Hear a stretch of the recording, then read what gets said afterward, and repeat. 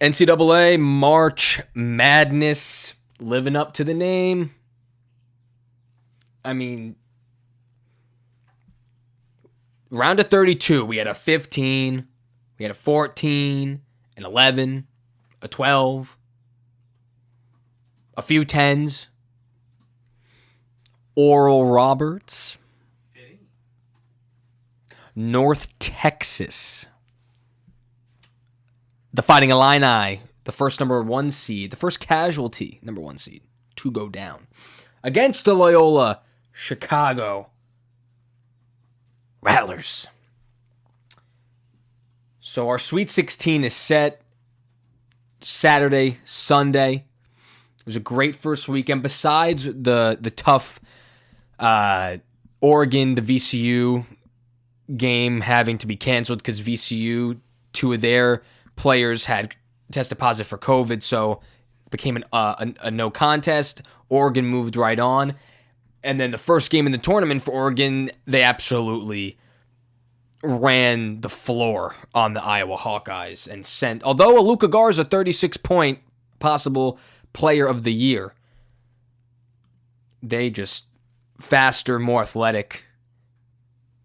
Outside of Garza, I mean, Ducks. The Pac-12 has been running the tournament. That's the whole thing. I said I really like the Big Ten. The Big Ten is the best conference, and boy, what a slap in the face, because Pac-12 has been what we thought the Big Ten was going to be.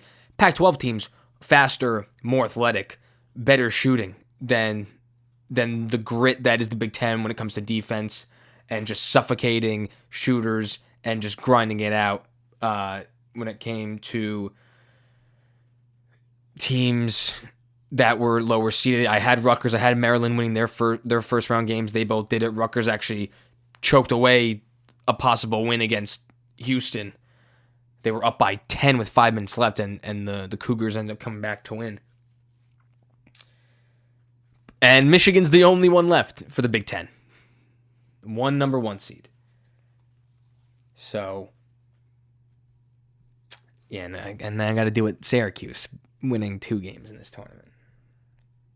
First game on Saturday. Oregon State, Loyola-Chicago, 12-8 game. I love Loyola-Chicago here. -6.5.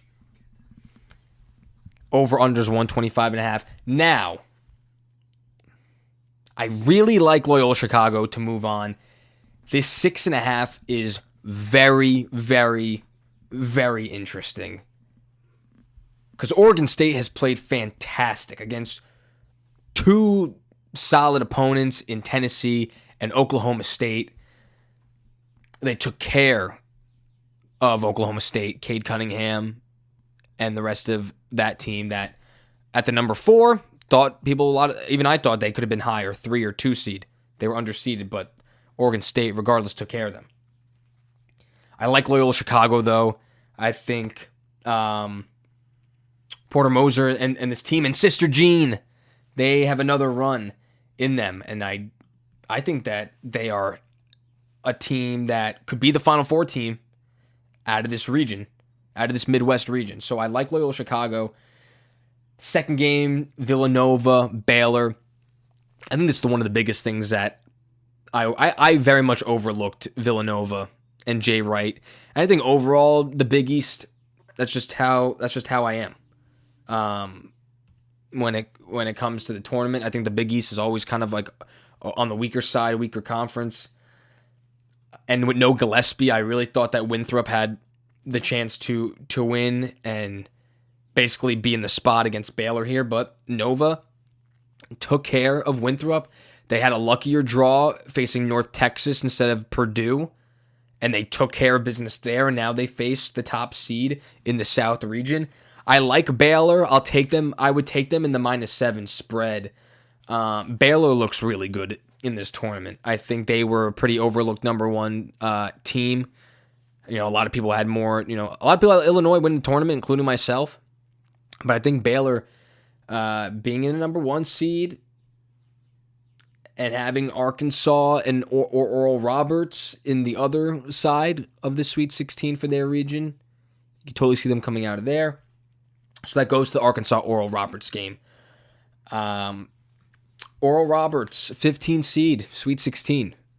Arkansas, the number 3 seed in the South. Arkansas is minus 11. Double-digit spreads are kind of scary during this time, even if it's a 3 and a 15. Oral Roberts, after they beat Ohio State in that first round,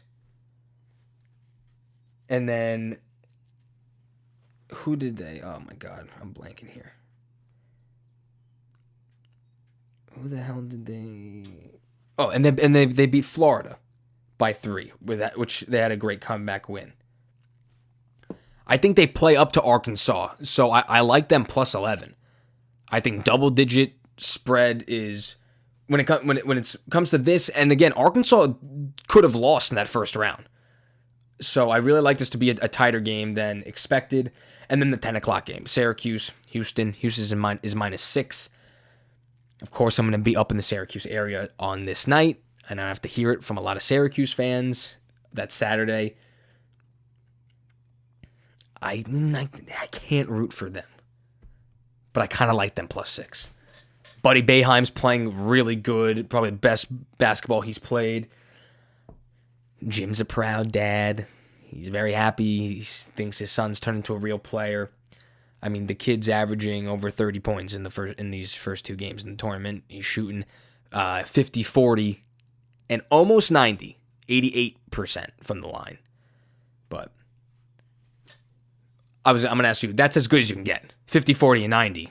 I didn't believe in him. I obviously picked him to win that first game, but we had a little $2 bet, a little side bet here. He won. He won $2. I didn't expect him to show up like this. Daddy gave him those steroids. Even against West Virginia, it's funny. Like the reason why, like Syracuse fans are I feel like are all over, and like obviously going to Oswego, so close to like Syracuse, saw so many, and I hate Syracuse for some reason. Just never liked them.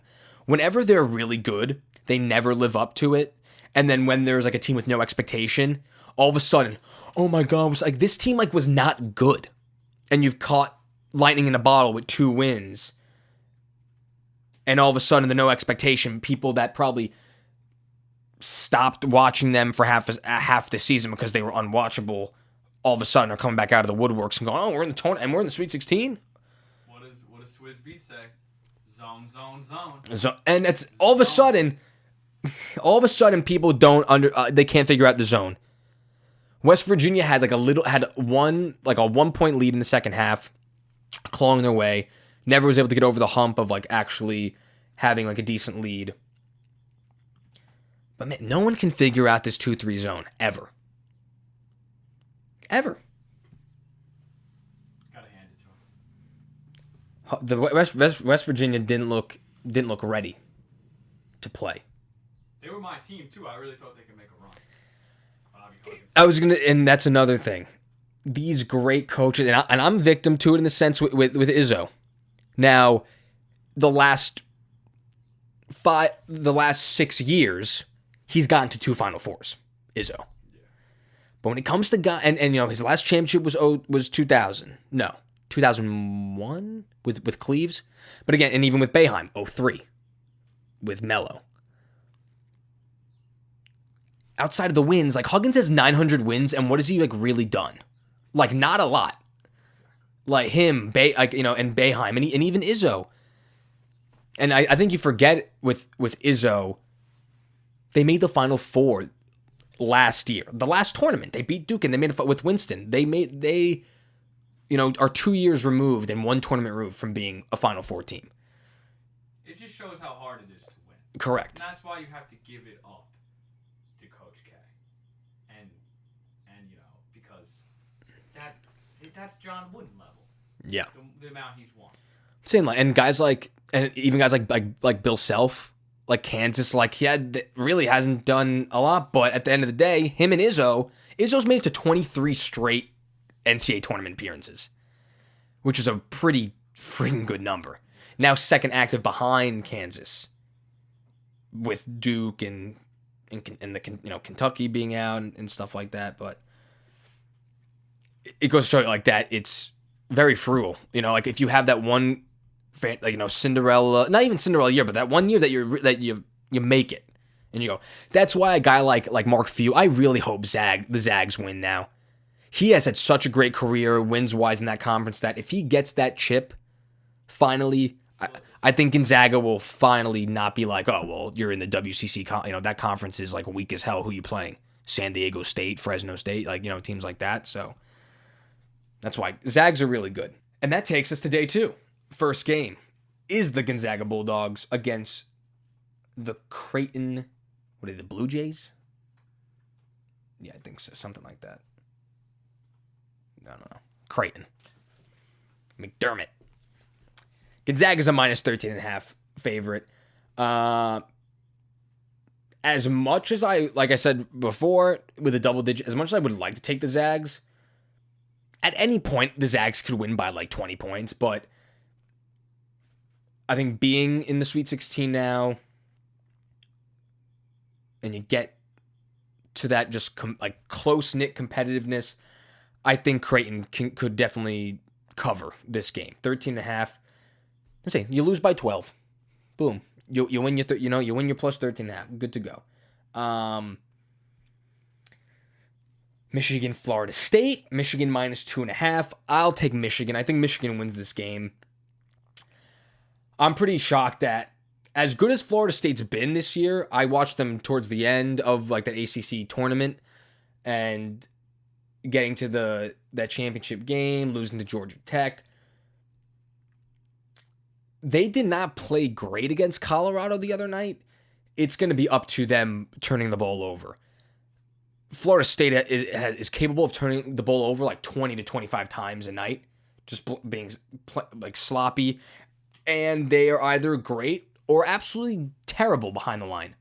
They got away with a win in round 1, not making one three-pointer, going 0 for 9 or 0 for 10, and then they start hitting threes against Colorado.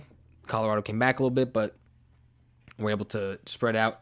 Michigan, gutsy win against LSU. That was a possible upset, another 1-8 possible upset that they were able to come back and hang on. I'll take Michigan minus 2.5. These next 2 games, my 2 favorite games of the round of Sweet 16, the round of 16. Bama, UCLA. I like UCLA plus 6.5. Bama's your 2. UCLA's your 11. They were a play-in first 4 team. They beat Sparty. They beat BYU. And then they took care of Abilene Christian.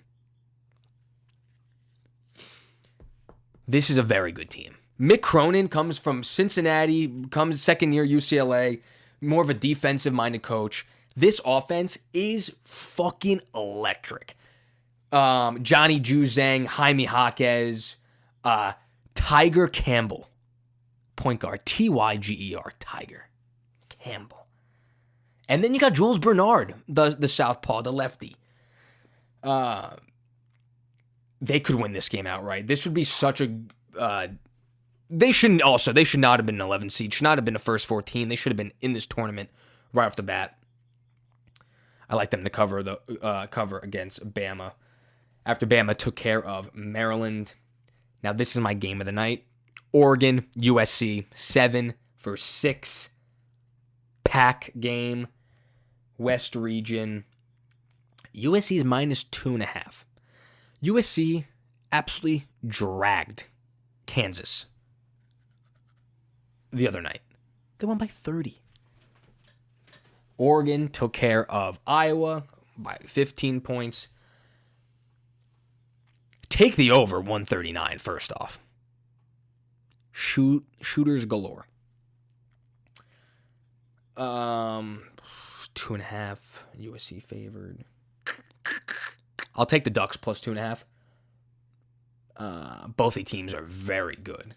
I think whoever wins this game could put up a good fight against Gonzaga.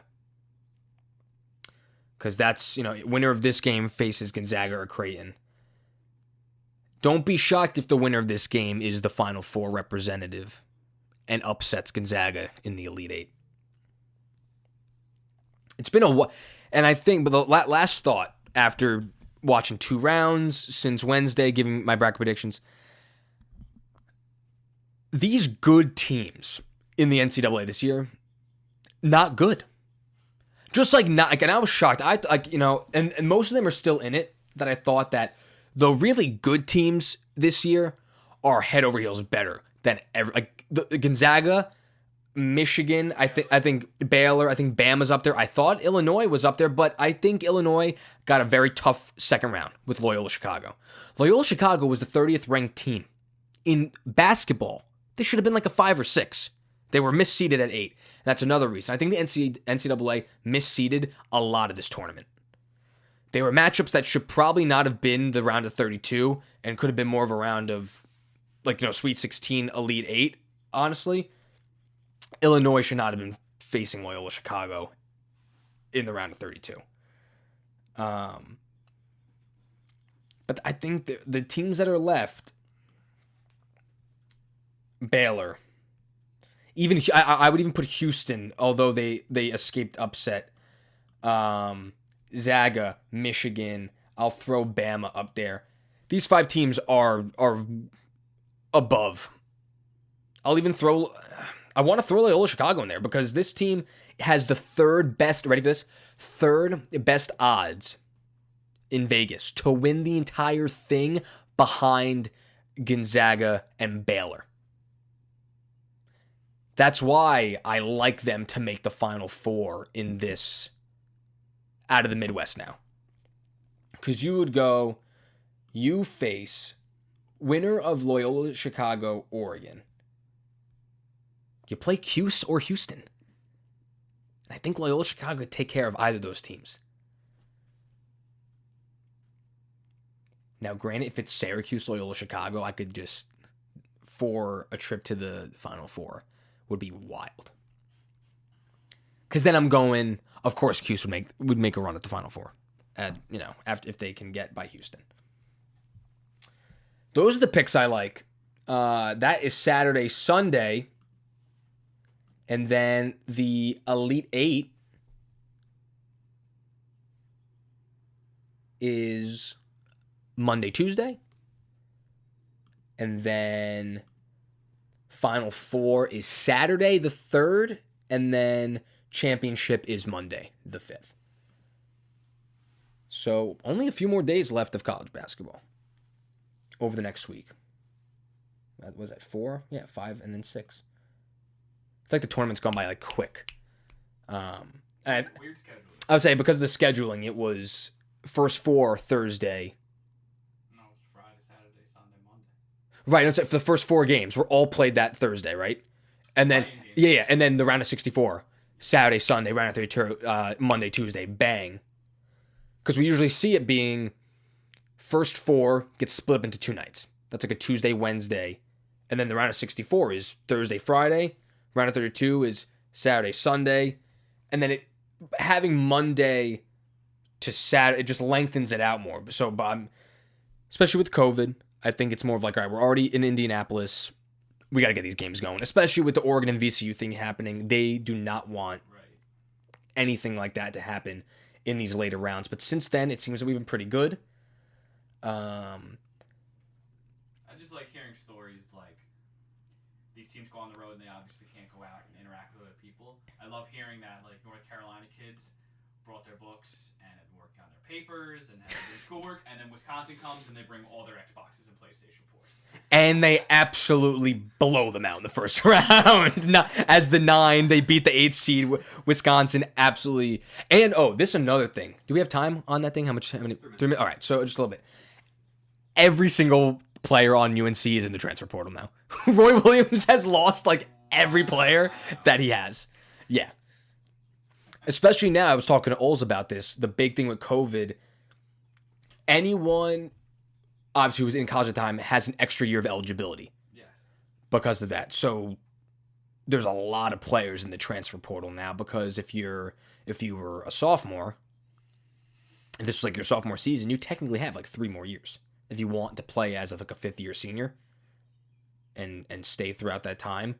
So there's gonna be a lot. I think it's projected that there's gonna be like 450 to 500 athletes in the transfer portal just to find where they want to go and play, whether it be an extra year or 2 or really take a full 3 years and build something. That's going to shake up the NCAA. Yeah, for sure.